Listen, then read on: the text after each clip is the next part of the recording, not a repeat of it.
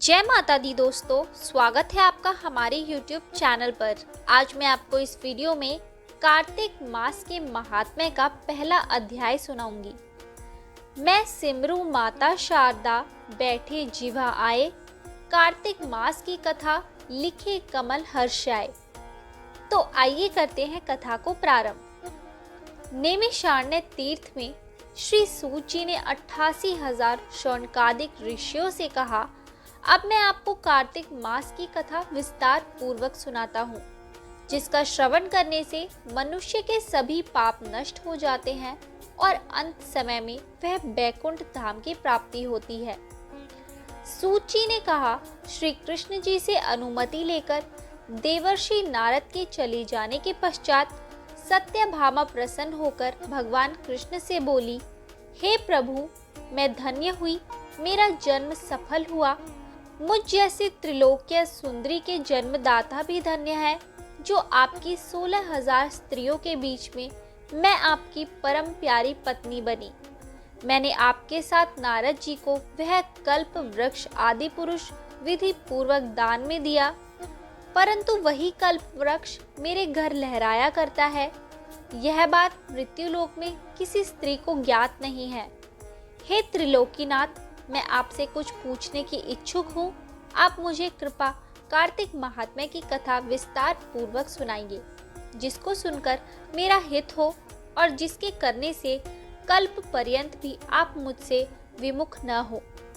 सूत जी आगे बोले, सत्यभामा के ऐसे वचन सुनकर श्री कृष्ण ने हंसते हुए सत्यभामा का हाथ पकड़ा और अपने सेवकों को वहीं रुकने के लिए कहकर विलास युक्त अपनी पत्नी को कल्प वृक्ष के नीचे ले गए और फिर हंसकर बोले, हे प्रिय, 16,000 रानियों में से तुम मुझे प्राणों के समान प्रिय हो। तुम्हारे लिए मैंने इंद्र एवं देवताओं से विरोध किया था। हे कांते, जो बात तुमने मुझसे पूछी है उसे सुनो।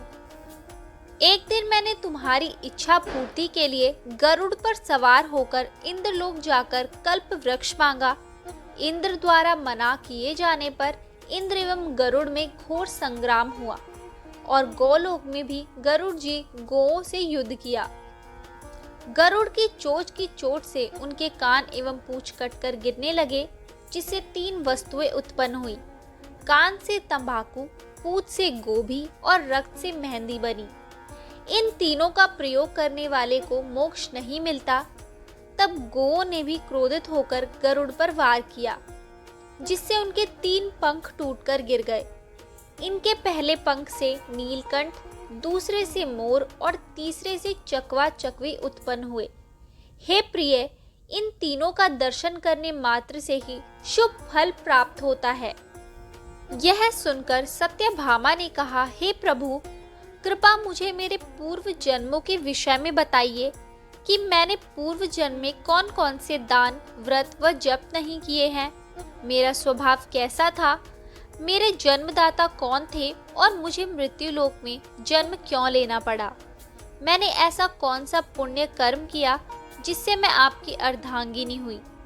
श्री कृष्ण ने कहा, हे प्रिय, अब मैं तुम्हारे द्वारा पूर्व जन्म में किए गए पुण्य कर्मों को विस्तार पूर्वक कहता हूँ, उसे सुनो। पूर्व समय में सतयुग के अंत में मायापुरी में अग्नि गोत्र में वेद वेदांत का ज्ञाता देव शर्मा नामक एक ब्राह्मण निवास करता था। वह प्रतिदिन अतिथियों की सेवा, हवन और सूर्य भगवान का पूजन किया करता था। वह सूर्य के समान तेजस्वी था। वृद्धावस्था में उसे गुणवती नामक कन्या की प्राप्ति हुई। उस पुत्रहीन ब्राह्मण ने अपनी कन्या का विवाह अपने ही चंद्र नामक शिष्य के साथ कर दिया। वह चंद्र को अपने पुत्र के समान मानता था और चंद्र भी उसे अपने पिता की भांति सम्मान देता था। एक दिन वे दोनों कुश व समीधा लेने के लिए जंगल में गए। जब वे हिमालय की तलहटी में भ्रमण कर रहे थे, तब उन्हें एक राक्षस आता हुआ दिखाई दिया। उस राक्षस को देखकर भय के कारण उनके अंग शिथिल हो गए। वह वहां से भागने में भी असमर्थ हो गए। तब उस काल के समान राक्षस ने उन दोनों को मार डाला। चूंकि वे धर्मात्मा थे, इसलिए मेरे पार्षद उन्हें मेरे बैकुंठ धाम में मेरे पास ले आए। उन दोनों द्वारा आजीवन सूर्य भगवान की पूजा किए जाने के कारण मैं दोनों पर अति प्रसन्न हुआ। गणेश जी, शिव जी, सूर्य व देवी, इन सबकी पूजा करने वाले मनुष्यों को स्वर्ग की प्राप्ति होती है। मैं एक होता हुआ भी काल और कर्मों के भेद से 5 प्रकार का होता हूँ। जैसे एक देवदत्त, पिता, भ्राता आदि नामों से पुकारा जाता है। जब वे दोनों विमान पर आरूढ़ होकर सूर्य के समान तेजस्वी, रूपवान, चंदन की माला धारण किए हुए मेरे भवन में आए, तो वे दिव्य भोगों को भोगने लगे। तो यहाँ होता है कार्तिक मास के महात्म्य का पहला अध्याय समाप्त। आगे के और अध्याय सुनने के लिए हमारे चैनल को सब्सक्राइब कीजिए और शेयर करना ना भूलें।